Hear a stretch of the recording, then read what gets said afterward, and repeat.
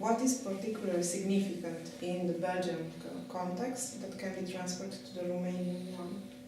Donc si effectivement je dois, au niveau du cas belge, tirer des pratiques qui puissent être transférables au niveau roumain, la chose est la suivante, c'est qu'il faut bien partir du fait que la mobilité, c'est une affaire avant tout de mentalité.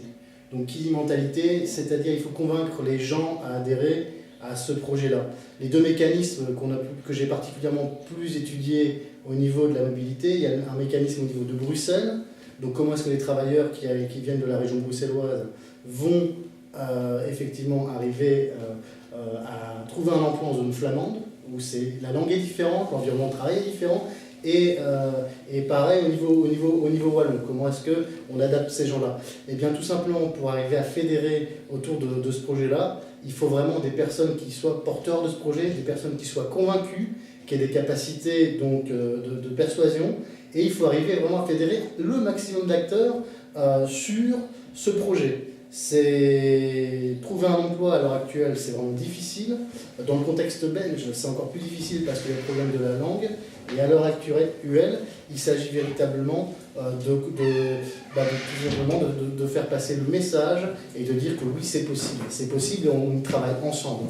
Donc il faut progressivement identifier les problèmes et prendre le temps effectivement de les résoudre. Dans le cas belge, ce qui est particulièrement frappant en vue de la situation roumaine, c'est donc en 4 points, hein, très simplement.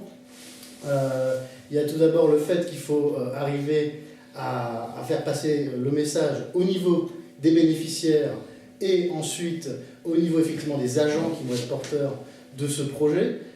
Ensuite, il faut effectivement des gens qui ont des capacités commerciales, c'est-à-dire des capacités pour vendre le projet aussi bien aux entreprises et aux candidats, aux futurs candidats à l'emploi en Flandre. Et la dernière chose, effectivement, c'est qu'il faut fédérer un maximum de monde. Donc, en 3 points, une bonne communication au niveau des agents et au niveau des bénéficiaires, ensuite des capacités commerciales et ensuite fédérer un maximum d'acteurs. Merci.